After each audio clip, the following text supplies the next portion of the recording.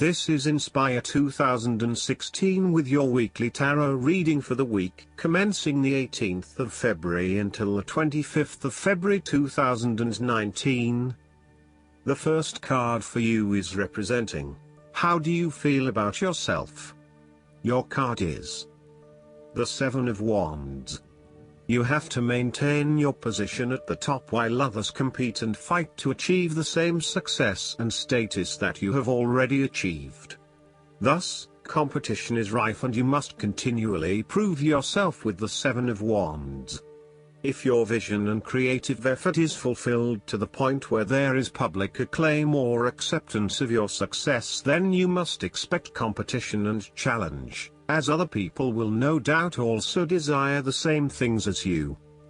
There is a challenge to the continued success of a venture or creative project from an external source. While it appears to block your path forward, you can overcome this challenge or obstacle by drawing upon your strong self-confidence, self-belief and continual self-improvement. It can also be overcome with effort and clarity of purpose. The Seven of Wands is about holding your ground, despite ongoing challenges to your position and authority. You need to take a stand and defend your position at all costs. This will take courage and persistence, but you have the strength and determination to do it. You see yourself as a battler, and no matter what the challenge, you still have it in you to stand up for yourself and fight to the end. So, although you are experiencing a number of setbacks at the moment, you need to continue fighting for what you believe in and confronting others who may oppose or threaten you. The second card for you is representing, what do you want most right now? Your card is the Six of Pentacles. What do you want most right now is financial assistance from others, or you may want to give some help to others around you. If you are the wealthy man, then you have accumulated great wealth and are now in a position where you can offer financial assistance to those in need. Now that you have lived through the darkness long enough to see the inner light, it is time to help others who are not so fortunate. Consider giving to charity or reaching out a helping hand to someone who needs your support. The generosity of the Six does not limit itself to money and material things. Giving of your time or your wisdom is often just as spiritually fulfilling as giving away money or gifts, and the intangible gift of your presence is received just as well, if not better. You may also be inclined to make a loan to someone, on the premise that they will eventually pay you back once they are back on their feet. This is a loan built on trust and good faith, knowing that if you give something away, it will come back to you. Remember, though, that this is more about a short-term fix and not a sustainable solution towards self-sufficiency. So, think about how you can financially support your family or friends in a way that encourages them to stand on their own 2 feet eventually. If you are the beggars in the Six of Pentacles, then you may be the recipient of someone else's charitable activities. This will help you to get back on your feet and to eventually repay the charitable organization or individual, either with your time or your restored wealth. You will also need to identify ways in which you can become more self-sufficient in the long run. The risk of accepting charity is that you become dependent on it and cannot look after yourself. Be mindful that you are not becoming submissive or noticeably desperate as a result of the charity that someone else is providing you. The third card for you is representing your fears. Your card is the Four of Cups. You are afraid that an offer will not come your way.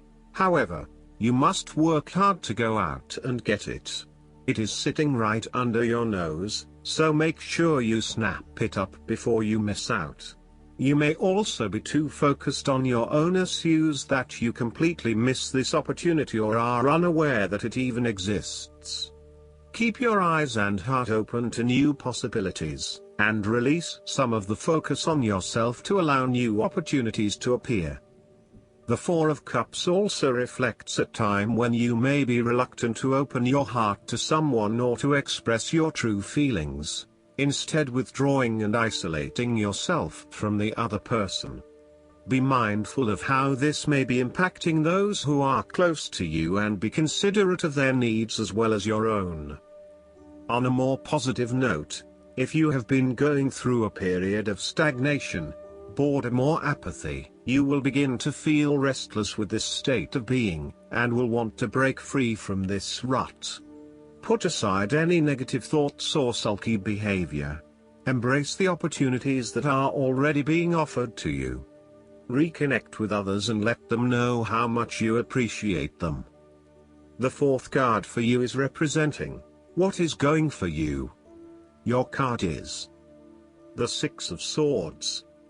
You will need to make a regretful transition, as a likely result of the decisions you make. You know that in order to move forward, you must leave something important behind, and while you do this with some regret, you know that in the long term it is the best option for you. There are times when you will be forced to let go of something to which you have been attached, and the process of letting go is often quite challenging. However, the sadness of your loss will soon be replaced by greater clarity, bringing about a renewed acceptance of change. Do not be afraid to let go of whatever it is that is holding you in the present or the past. Instead, look to your future and choose the best option that has the greatest long-term potential. There are going to be some hard decisions and some compromises that you will need to make, but this is ultimately a rite of passage that will take you into a new phase of your life. You need to realize that you are now headed towards a much better position in life. You have endured, or are currently enduring, a difficult life transition, but as a result, you will be more able to deal with what may come. Do not dwell on the past or what you have left behind. Instead, use this as an opportunity for changing your beliefs about yourself, moving away from whom you used to be and towards whom you really want to be. The fifth card for you is representing what is going against you. Your card is the King of Wands. You are afraid of a male significant figure in your life who is from fire signs, who can be dominating, pushy, and overbearing at times. This is rarely done with malice or an intention to make someone else submissive. It is just a strong tendency that sometimes takes control. He does not even realize when he crosses the line between being assertive and aggressive. At worst, the King of Wands typifies the most selfish, ruthless qualities of fire. He can denote a manipulative business contact who will use you as long as it serves his purpose. He may be a rival, competitor, or unscrupulous opponent. In love, he represents a delightful flirtation that could wreak emotional havoc. He is only suitable for limited liaisons, holiday romances, or brief, passionate encounters. His flames are bright and warm but soon die down. As an aspect of yourself, the King of Wands can suggest that you have set your expectations of yourself too high and may struggle to achieve those expectations. As such, you may end up feeling like a failure because you have not been able to achieve what you want in both areas of your life. Set more realistic goals for yourself and know that you cannot do everything nor please everyone. There may also be times when you become frustrated with the lack of progress in your endeavors, particularly if this is being influenced by your dependence on others.